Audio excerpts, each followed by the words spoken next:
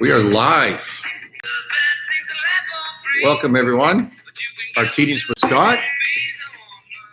Just give people a chance to join. We always get one or two live. That's it.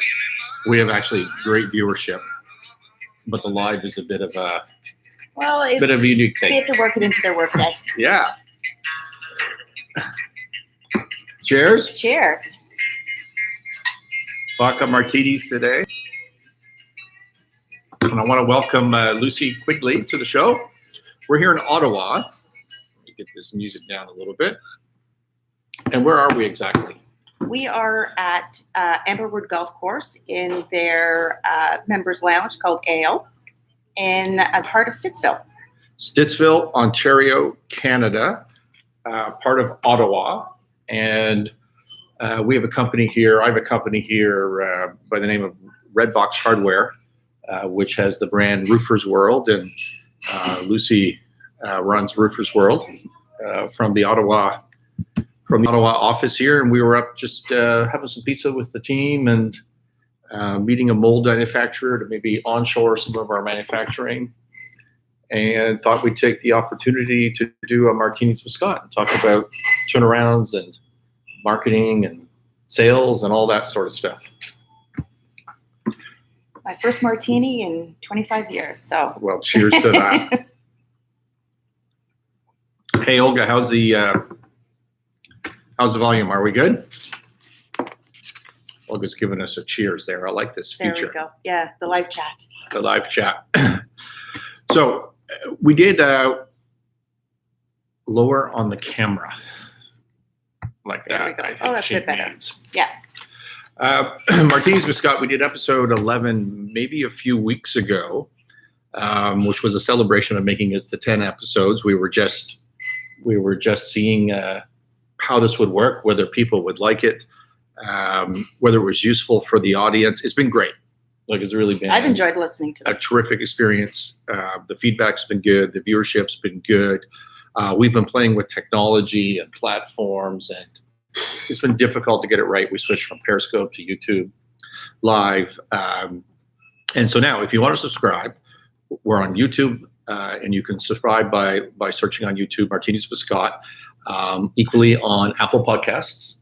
And then it occurred to me in my dream last night that by limiting this to Apple Podcasts, that anybody who's not on an Apple phone cannot listen to this. So we're going back on Spotify, which Ashley assures me will be up and running by tomorrow. So by tomorrow, you can look us up on Spotify as well. So again, the video on YouTube, the audio on Apple Podcasts or Spotify.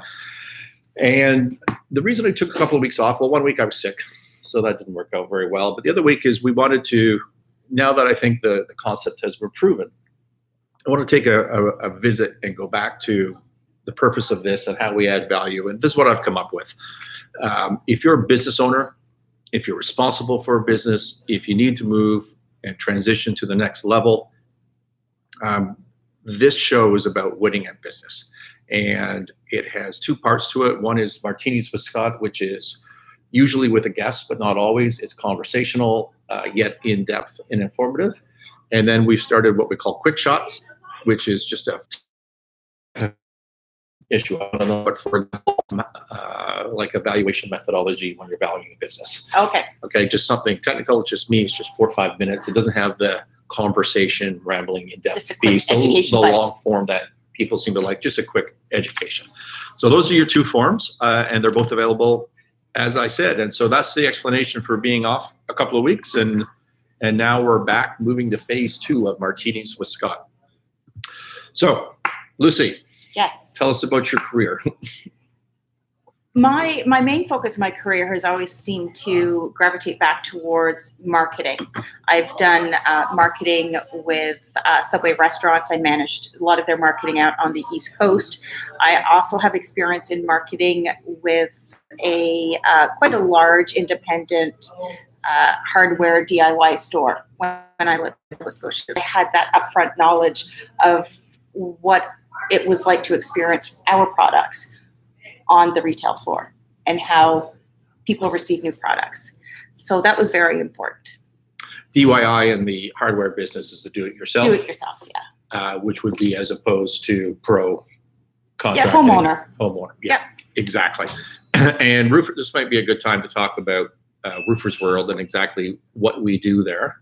I saw you brought some props with you. I did. So Roofers World, we manufacture roofing tools and safety equipment. Our two key products were both designed by our company. And the first product is the only consumer-facing product. And this is what we call the ladder mount. And what this does is it fits into any standard 5 or 6 inch gutter. And it both stabilizes the ladder and it protects the ladder from crushing the gutter. So very important. Anytime you're climbing on the roof, you don't want to damage the gutter that's running alongside of the roof line. And then the second product we have is actually more of a contractor tool. And this is what we call the Red Ripper. And it's got these teeth and it's on a rather large handle. A shovel handle. Shovel handle, yeah. You can either get it with a deep grip or a long handle. And the purpose of this tool is it's a shingle removal tool. And what's unique about this product is that in the single pass, it will remove both the shingle, the nails, the staples, all in one. So by using this product, you're essentially cutting down on your labor time. So both key products in the company. So for those of you that are just on Leans Against the Eaves Trough, and you can put your ladder on it and it will slip at the top. And the second, picture a shovel handle with a steel head on the end that's designed to rip off shingles. So if you're a roofer, you get the leverage and you're not bending over. It's a great tool. And both of those products are market leaders. Yes, right? They are. They are. Yeah. Great. So I guess before we get into Roofers World, I'm curious about how you got into hardware and your experiences in sales and marketing and product positioning in, how am I going to put it, a male-dominated industry. So I've been to trade shows with your former boss. Yes. And there's not a lot of women there. No, and I think that's an advantage for us. Yeah. I think a lot of the times the female presence in the hardware industry, and especially the trades, has been largely ignored. You have seen the immersion of certain brands that are using female tools that are more designed to a smaller hand, yeah. or they're colored in more female products. But those companies still aren't really presenting a female leader. And that's why it's very interesting about all of this is to be doing something different. Let's face it, Ottawa is a high-tech market. There's so much high-tech going on here. And is it still? It used to be. I think so. Is it? Everyone I know is in tech. Okay. Or government, one or the other. And what interested me about Roofers World was that it was anything but tech. And the trades will always be important, especially with roofing. We will always have a need to have roofers and have roofing tools and equipment. So it's a very timeless business. Yeah. And so how have you, as a female, have you found it dealing with the buyers and I guess you're doing internal sales, so it hasn't been more internal sales, but yeah. I have some of the previous sales reps that we had refused to speak with me. Really? Refused. They would not return an email. And those were sales reps that were representing Roofers World. Yeah. So that's probably because your former boss told them not to talk to you. Oh. As opposed to True. A sectional thing, right? Hard to say. But hard to say? 6 of one, half dozen of the other, perhaps. Yeah. But yeah, definitely. But I find when dealing with customers, as long as you're providing excellent service and you're giving them what they want, yeah, you're why doing would they care? Yeah, you're doing a terrific job. So it's not. Thank you. It's not. It's not a real impediment. I'm just curious about it because it's I hear this in this particular industry all the time. So, and you're someone who's overcome that, and you loved it. You love this space. Oh, I do. And yeah. Yes, it is definitely a male-dominated industry, but yeah. I think it's also my personal nature to not care. Yeah. You know what I mean? And so that would be an advice for a business owner, a president, a CFO, a head of marketing. in a male-dominated industry. That's kind of what I'm getting at. Well, for sure. I mean, if you put a female in a lead position, then you're going to get noticed because you are being forward moving with your company. Yeah, I agree with that. So let's talk about, so Lucie's come up with a fantastic idea. By the way, Toronto. The idea with this show that I originally had is that I would, I travel all the time, as you know, right? So I'm wandering through Calgary or Vancouver or New York or Chicago.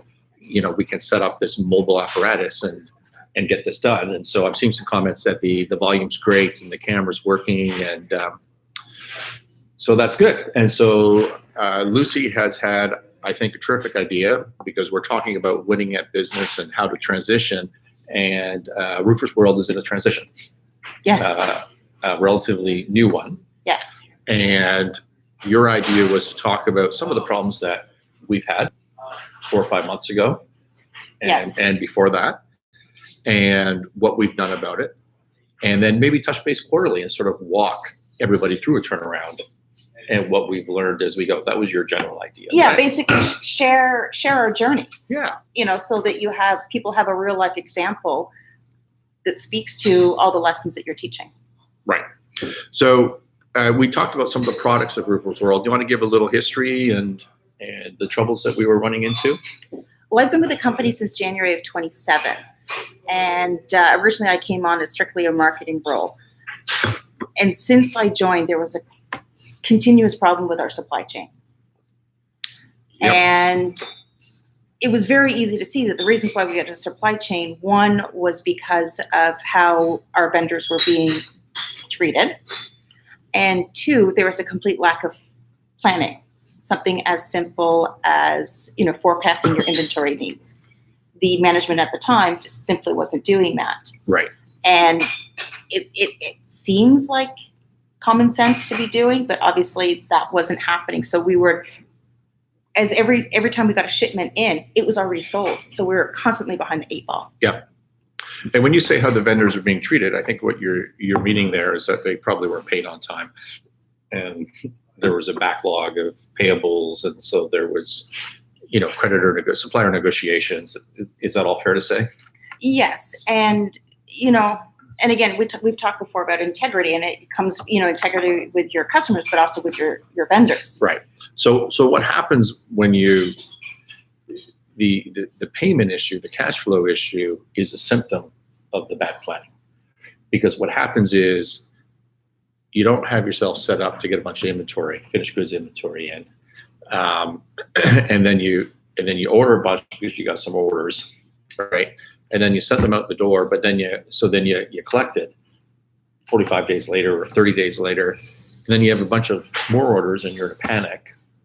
So you send the purchase request off to China, and now you're 5-6 weeks before you get something. So you go through a whole 3-4 week period where you're shipping nothing. Yes. Right. And when you do that, you have the overheads. You're still paying to keep the lights on. Exactly. So you pay your people, you're keeping the lights on. So you have all your overheads, but you have this massive panic attack of getting stuff out the door in sort of a 4-day, 5-day period. And then you do pretty much nothing for a month. Mm-hmm. And then you do it again. And from a cash flow perspective, it just kills you. Right. And your fill rates are terrible. Yes. And then your cash flow problems stack up. And then you get this whole treatment of vendor issue that you've talked about.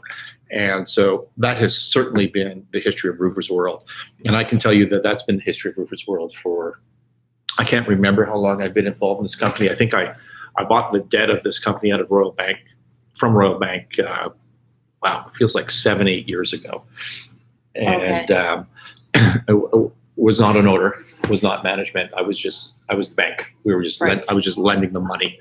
And this has always been the history. This is why they were in trouble with Royal Bank. This is why they were in trouble with me. And this is what has continued on until 3-4 months ago, being the primary issue at Roofers World. So the issue at this company, if you're an entrepreneur and you launch the company with fantastic products like this, everybody gets worried about getting listings and getting in the door. That's only half the equation. You have to have a supply chain that works for you. Otherwise you can't supply these products. The purchasers are not going to put up with it. Is that fair to say? Definitely. All right.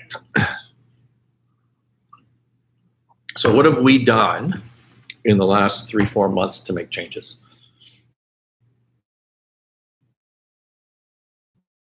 Most things backlog, and we scheduled it and we planned it. And we looked at our realistic needs. Yeah. What was our inventory requirement? And that's when we really realized how deep we were in it. Right. Because we had a massive demand. So it was beginning to get in the inventory to meet those orders and to start to get those orders shipped back out. And then from there, it was the continued planning, and we have weekly meetings. What's coming in, what's going out, what do we need to get on order? Yeah. And it's that internal communication, also communicating with your team so you know what's going on. That's been very important. And then my primary mandate to you is what? Fill rate. At what number? 100%. Exactly. Fill rate, 100%. Okay, if you're in this business, it's all about fill rate. Yes. Margin to a lesser extent, but fill rate. If you don't, the KPI, a key performance indicator on fill rate. And what did I say? Here I was thinking that I had it all figured out, and I said I know what our KPIs are, because I knew I had to have 2, no more than 2. And I said KPIs, and then unit products. You said fill rates, and you said and yes, volume. And volume, what we're Right. shipping for each unit. And you said no on the fill rate. Right? Because sometimes things shouldn't be a KPI. It should just be a policy. It should just be, we're shipping 100%, period. There's no reason in this company that we can't be 100%. We have, 8 products? Correct. 90% of our revenue is from 2 products. They're Correct. world-beating products. How many real customers do we have? 20?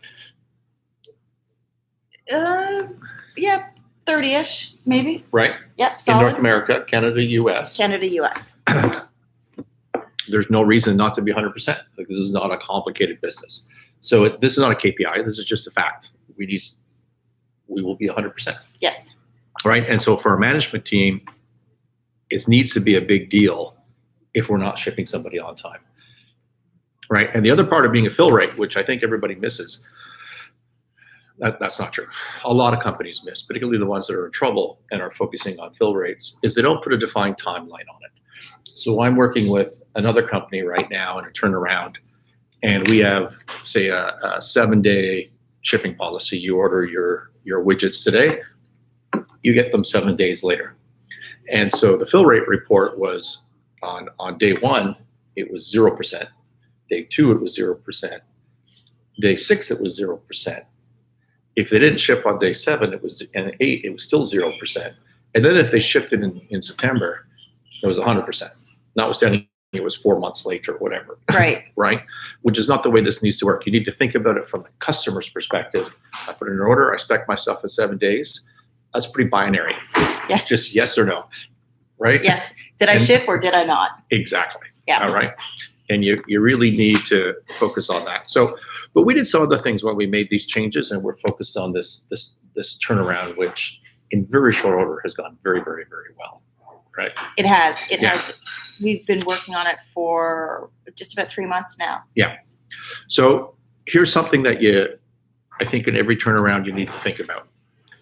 Right off the bat, you have in my mind, I always describe it as a decision tree. Which branch am I going to take? Am I going to cut back my overheads to meet my stable revenue at the margins that I have so that I break even to profitable, and then just grow at a reasonable pace from there? Or am I going to roll the dice, right, and suffer a bunch of losses in hopes that I have a bigger event coming down the road, right? Right. And I think in almost every turnaround I've ever seen, you have to make that decision. And at Roofers World, twice we've rolled the dice on this. Not you weren't here, but as a lender, we bought into the existing management team, right? And then when we took over as a lender, we doubled down on the existing management team, often this is a mistake, and I don't say it's a mistake with regret because it made a lot of sense at the time, but this is a change of strategy, right? And so what we've done is we've cut back. We're down to the bare bones. We focused on the customers that we want to work with. We're getting rid of customers we don't want to work with, right? And that includes some pretty large U.S.-based listings. Yes. Yeah. Right? And we're stable. Our supply chain is more or less fixed. And when will we be 100% fill rate? 2 or 3 weeks? More than likely, yeah. Yeah. Yeah. And because of that, we landed another large account. We did. Yeah. So always remember that you have to, when you're looking at trouble, you need to decide if you're going to invest more, if you're going to double down on what you've been doing in hopes of a bigger reward, or you're going to cut back. And, more often than not, the right answer is to cut back. I would agree. Okay.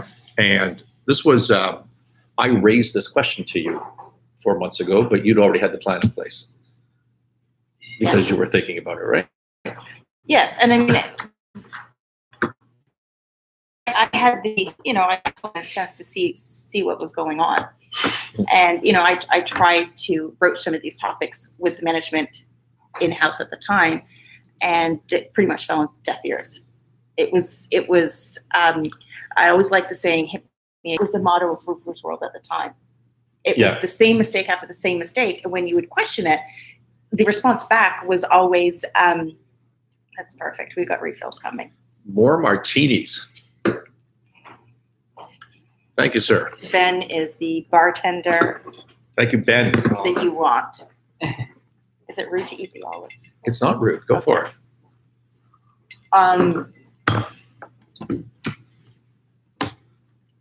Roofers World didn't want to change. The comments here. I like that. Yeah, so this is another important turnaround transition lesson. So Olga and I have gone through, or we're partway through a talk, like 10 pointers on how to refinance a troubled company. Yeah. And I almost want to transition, if I can keep using that word over and over in a podcast, I almost want to transition that to how to turn around a troubled company and the top 10 points. And the first one is to admit you're in trouble.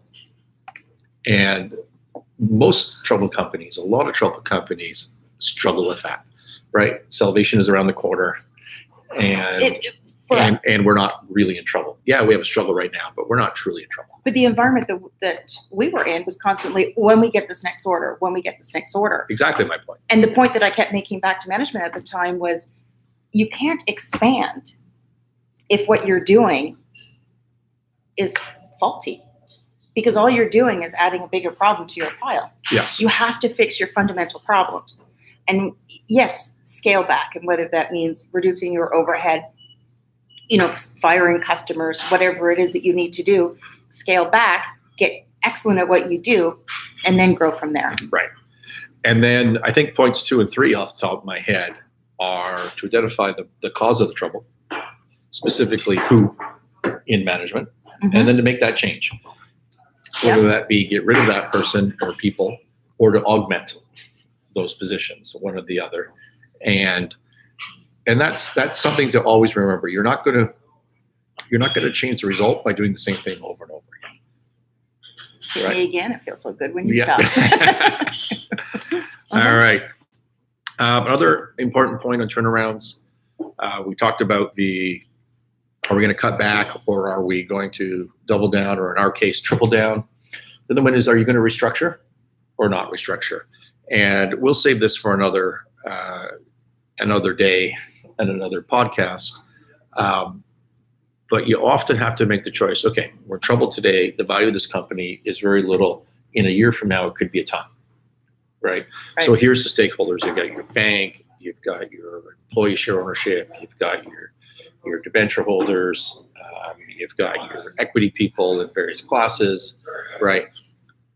Who deserves to participate in the value that will be created in the future? If it's zero today, if everybody's positions were zero today, who are you going to carry along into creating this value? And it's a difficult question because everybody's inclination, including mine, is that everybody ought to participate. They've been through the hard times, right? But it's not practical. People have different levers, and they have different participation levels, and so you need to sort that out up front. And new people want incentives, right? New stakeholders want incentives, so you need to be able to accommodate that. So we'll go with supply chain. You want to talk a bit about integrity? Integrity. That's always a big one for me. You know, both in my personal life and in my business life. Authenticity and honesty is very important, and it was one of the things that was lacking when my role changed in Roofers World. And one of the things I've tried to do since coming into this role was to be honest with our customers. I let them know exactly what the problem was. When I went back through previous email change, it was always, it's in 2 weeks, it's in 2 weeks, it's in 2 weeks. And then you look at the email chain and it went over 4 or 5 months. And where I could, or where the opportunity lended itself, I would communicate to the upset customer that this is why we have a problem. This is what the problem is. We are working on it. Unfortunately, I cannot give you a ship date until I get this problem resolved. But your order is here, it's active, and as soon as we can get in the product, we're going to be shipping it to you. Right, and you communicate facts. Yes. Yes, right. Not BS stories. Yeah. So the reason I wanted to raise that topic is this is systemic in almost every troubled company I've ever seen. And I don't want to say that it's the cause of being a troubled company. Someone who's forward facing, if I can use that term, and they're not used to dealing with difficult and troubled situations, and they just start on the BS. They just start on this. Yeah, I'm going to ship you next week. I'll ship you next week. And what's even weirder is that they don't tell that same story internally. Yeah. So they know, right? I mean, no one told you or me in that position, the person that you're referring to, no one told you, oh, I just promised X, Y, Z, these products in 2 weeks. That's rarely ever said. No, it wasn't said at all. And in fact, the attitude was that a purchase order came in, it was handed off to the warehouse, and it was almost like, here, this is your problem now. Exactly. I don't want to deal with it. Right. And I would put them onto, assuming that they were being responded to and addressed, only to find out 3 months later that they just went ignored. So this happens in most troubled companies, and you need to be aware of it, and you need to force a mechanism for internal communication so that everybody is bearing the load of the trouble. You can't just have one individual, whether that be your key salesperson, or your president, or on the financial side, your controller, taking all the heat, making promises that are never going to be fulfilled, right? Sure. It has to be a team environment of all key executives. You need to force communication amongst everybody so that everybody's living and dying by the same promises. Because if that person that you referred to came into a management meeting where everybody was being held accountable, and they said, hey, guess what? I just promised these guys product in 2 weeks, you would have all freaked out on it. Yeah. Right? Because you know it's not going to happen. Right? So as an owner, as a leader in this sort of situation, communication, internal communication, and accountability is key. And if I could just interject, that energy and management style that you bring to our team completely changes the dynamics of how we feel coming to work every day. If exactly. We know we're part of a team, and we honestly, it's so easy for a management CEO to sit there and say, yeah, we all own this problem, it's all ours. Yeah. But then if behind the scenes they're turning around and saying, okay, what are you going to do to land this plane? Right. you're completely defeating the purpose, and you're defeating your team. But if we know that, no, we can bring a problem forward and we're not going to be shot for it, it completely changes the dynamics of your team, your workforce, and then that's going to transfer into how you're relating to your customers. And is it fair to say that our people at Roofers World internally have not yet fully embraced that, but we're on the path? Is that fair to say? We are absolutely on the path. And there's still that, because of the past management style, there was a bit of pitting them against you. Exactly. And it was very difficult. I mean, I can remember not being able to have telephone conversations with you because of where my desk was.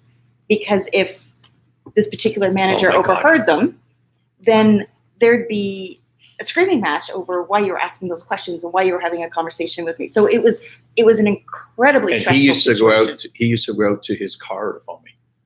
Oh, did he? Well, I know I had a call with you once from my car, and you're like, "Why are you in your car?" And I'm like, "I can't speak freely." Like, why do I pay for this office space? I can't speak to you in the office. Listen, this communication that is so important to holding everybody accountable and having this team environment doesn't need to be complicated. No. Like, we set up, so we have a group WhatsApp chat. Yeah. Every morning. Yeah. And all day long. It's excellent. Right. And you do like 3 text messages, like WhatsApp chats a day. Yeah. Well, on a normal day. With you, with Olga, and back and forth constantly. Constant. Okay. Yeah. So you don't have to sit in an office in a boardroom with an Excel spreadsheet of to-do lists for 100 items. You don't need to do that. Well, I work from home most of the time. Yeah. And I communicate with the warehouse. We have our discussions. I communicate with Olga. And I think that's a pitfall that a lot of people have, is that everybody has to be sitting around the same table. Right. But as long as you have the right communication with your team, it does make a difference where you are. Right. And it doesn't need to be a weekly, here's what happened this week. We just do ours live. Yeah. Yeah. So that works out really well. And the last point before we leave this fill rate issue, I just want to stress for companies in transition and troubled companies where fill rates are relevant. If you get your fill rates right, you increase your revenue. Well, yes. Most management teams don't put that together, right? No. So I started on a turnaround of a troubled company, a manufacturing business where fill rates are relevant, last October. I shouldn't say just me, the Sinclair Range team. And when we stepped in, fill rates were about 45%. And nonstop customers. This is a fairly good sized manufacturing operation. Nonstop customers yelling and screaming, auditing us. Right, they're in reviewing manufacturing processes, seeing what's going wrong. Stressed out people. People doing the sort of things that you just said, where they're making promises. I got had salespeople trying to schedule production, right, to meet their needs, as opposed to operations scheduling productions, and liaising with purchasing to get that done. And all of that's gone away. Now, 95% isn't good enough. We have more to go, but all of that's gone away. But what people miss is our revenue's gone up 10-15% year over year. And the reason is because we're filling orders, right? And that's just the orders that we used to be missing out on, right? So they're canceled, and they're reissued, they're canceled, and they're reissued. Then the customer gives up and they buy it somewhere else. But it's a 2-stage benefit, right? You get to 100% fill rate. Now they're saying, oh, maybe I'll support this product more than I used to. You don't even have to go sell. No, because the more product they have on their shelf to sell, the more they'll sell. And the more they sell, the more they're going to order from you. Again, common sense, but it's where people get caught up in the wrong things. So number one thing for me in these situations is fill rate. And fill rate almost always means supply chain. And supply chain almost always means money. So you need to sort that out, right? You need to do some planning. Yes. And some analysis, and you need to sort that out. But you're not going to succeed without it. No. Fair to say? You definitely need the money. All right. let's move on. I want to talk to you and some of your experiences at roofers and maybe some other places. A constant issue with clients that we see, with management teams that we support, external sales reps versus direct sales. Yeah, that was a big push for previous management. Was they were constantly rallying to hire this massive team of sales reps throughout the U.S. that would then represent our company and sell our product. And again, that goes back to, if you don't have a secure supply chain, all you're going to do is have even more customers you're disappointing. Let's pretend, for the sake of this discussion, that you have a secure supply chain and you can fulfill orders. It depends. There's certain industries that do work more on that sales rep methodology. Yeah. But you're at their mercy. I'm not a fan of it. For me, I prefer to have your sales team as part of your team, and that way they're part of all aspects of your business. If you have a sales rep that's out there and they're promoting your product and they just collect a 5%. I wish 7, 10. Yeah, I know. Then, you're still not in control of that situation. I mean, we did have sales reps when I first joined the company, and it was like beating my head against the wall trying to get them to relay information back to me. Who are you talking to? What is the progress? What can we expect? You're at their mercy, and it's almost, in a lot of cases, it felt like they thought they were doing us a favor. It didn't feel like a win-win business relationship. So my experience is you don't interview them; they interview you. Yeah. Do we want to take on your product? Do we care? Yeah. And they're not taking on your product to go sell your product. They're taking on your product so they have something else in their bag to be able to get in the door with a buyer, so they can sell that buyer other stuff. And it may not be yours. Yeah, a lot of the time it's not yours, right? You have no control over that. Definitely. So that's a problem. But the reps could provide some value. But the biggest issue, I think, for companies, mid-market, smaller companies that are looking to use sales reps, is they think that that's the end of the game, that you don't need to manage these sales reps, right? Right. And that's the big mistake. So if you had your own salespeople, what you ought to be doing is you ought to have a sales plan, right? Who are your customers? Who are you calling on? What are you saying when you get there? Remember when I first met you, we started writing out marketing plans or sales plans. Oh, the business plans per customer. Per customer, right? So we looked at, I don't know, Ace Hardware or somebody. Yep. And we said, all right, what's our marketing plan? What's our business plan for this specific customer, right? Who's the buyer? How are they compensated? What stores are we going to try and fit into? Who's our competitors? What are we doing about that? That's a lot of work. When you're starting from scratch with a decent customer base, it's a lot of work. But as a sales manager, that's the sort of thing you want to keep track of. And then you want to know that your salespeople are going there and they're doing their calls, and you want to know what the results are, and you want to log that, and you need to report back every day, right? You can't just turn people loose and hope it all works out. True. That never works in sales. Well, it also misses most of the time. So when prior management of Roofers World wanted to have a bunch of sales reps, and we looked at these contracts, I inserted all of this language about reporting. Yeah. Right. And what was the reaction of the sales reps? Oh, they don't have time for that. Oh, they're way too busy. It was just it was a revolt, which I was fine with. So we've learned, correct me if I'm wrong, that if we supply product and communicate with our buyers regularly, we don't need reps. And we can save that 7-10%. It does nothing for us. No, I think we've had plenty of martinis. Thank you. James is trying to exceed his fill rate. Yes.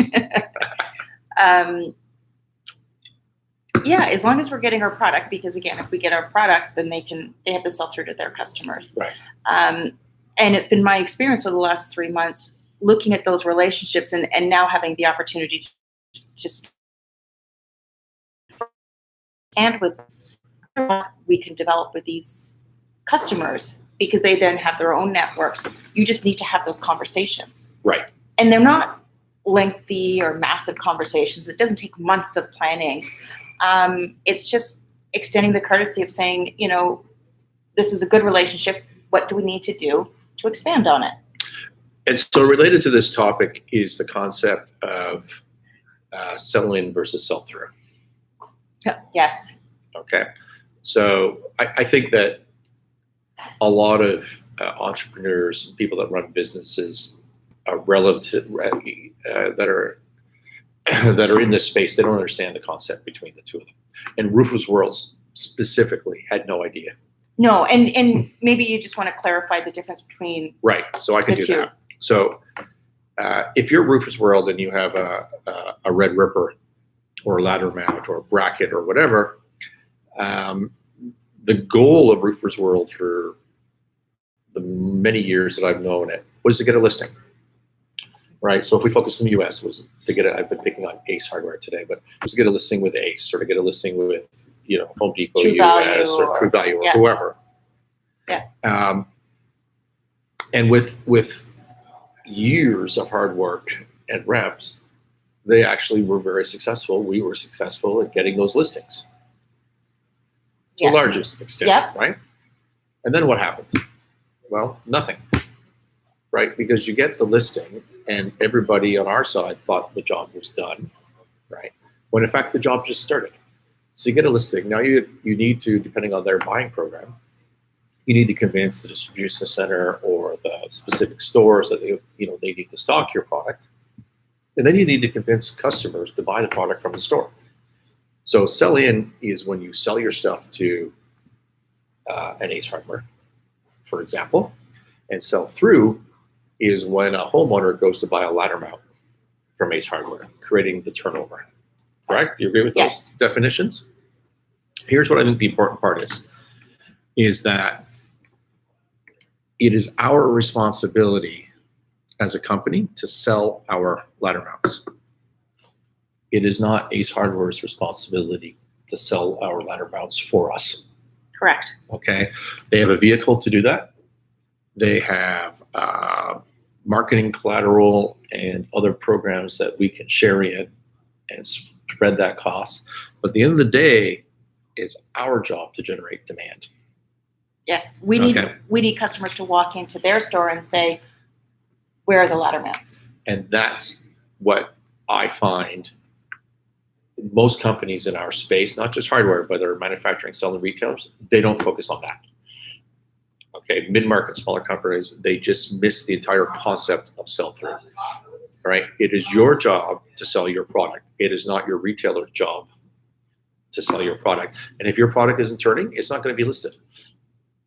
So ultimately, it's our responsibility to make sure that our customers are successful in selling our product. Correct.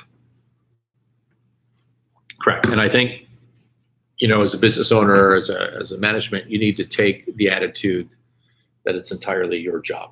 Now, you can be fortunate in that job if you have a bad retail partner, right? You can get terrible product placement.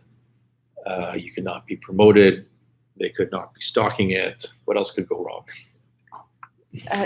You get hit with endless marketing fees and discounts and credit memos and. Right. So that you may as well just write them a check for $100 rather than ship them $2,000 worth of product. Yeah. So then you fire them. Right? They have to play fair or not play fair. It's like in any business or any relationship, it's got to be win-win. And if somebody is constantly has the upper hand so that they're successful and you never are, I don't understand the point of that relationship. Yeah. All right. So we're gonna touch base on roofers quarterly or so. Mm-hmm. Reach out to me to remind me. I will. Okay. One last topic. We're 45 minutes in. Okay. And a martini and a half. Yes. Podcasting. You didn't mention that you're a podcaster. That's right. I am a podcaster. I started my podcast in September. It is called The Roller Coaster. And my podcast is, I'd say it's more sort of personal development. Also, I like to think of it as the podcast wide selection of topics and discussions. Anything that piques my curiosity, really. When did you start your podcast? September. It's available on iTunes, Google Play, Spotify, and then there's several other smaller podcast How platforms. many episodes have you done? In season 1, I had 10 episodes, and I just launched season 2, and I have 1 episode out in season 2. Are you sharing this with somebody? I did have a co-host in Yes. season 1. Okay. Season 2, I decided to go solo. Okay. So So if I go on Apple Podcasts and Yep. I type in your name, um, nothing comes up. Really? I don't think I so. should speak to my marketing person. I know. She's not doing a good job. Exactly my point. But if you type in the roller coaster, I got it. Because I was gonna Yeah. listen to it on the plane here this morning, yeah. and then I got confused about this. So let's look at that. And so you're gonna invite me on as a guest. For sure. See, there you go. For sure. I just did that live. I put you on the spot. Oh, I don't mind. How was your experience? Have you enjoyed it? I love it. I've always been a talker. Yeah. I was that kid in school that got to the first day of school and the teacher automatically put you in front of the class, which didn't make a difference because it didn't make a difference where they sat me next to. I would talk. That's just who I am. Just who I am. There you go. So again, the roller coaster. The Roller Coaster Podcast. You can also find me. I have a webpage, therollercoasterpodcast.com. And on that, you have my links to all of the podcast versions. Season 1 is also available through YouTube. Season 2 may or may not have YouTube episodes, but I will where I can. And there's a whole bunch of other information on the website too, so it's worth it to take a peek at it. All right. I think that's it for today. Oh, I got to get the. Oh, we play You this. We play this money song, and Big announcement about that. I do have a big announcement. I got slipped into my DM, as the kids say, is one of my favorite artists from Nashville. She's absolutely amazing. Told me she's heading to the studio to record this live for us. Is that because you heard you ask about that in your last No, podcast? because I asked her to. Oh, okay. But I asked her Okay. to, 3 months ago. Okay. But she's been busy. She was recording her own stuff, and she's doing gigs every night. Nice. But she just, sent me a DM the other day. And she's heading in the studio. Wanted to make sure that we still wanted this for Martinis with Scott. And she's going to come. She's going to come to our party in Toronto in November that we have every year. So I think. Nice. I think when Ashley starts setting Do an that up, we're episode going to then. have Lindsay back, and because we had her, their band was called Smoking Guns. We had them 2 years ago in Toronto, up from Nashville. It was outstanding. Everybody loved it.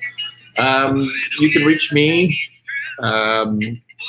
Look at the Sinclair Range website, sinclairrange.com, and my contacts are on there. Or Ashley, head of our business development, is on there. You have any questions? You want to provide any comments?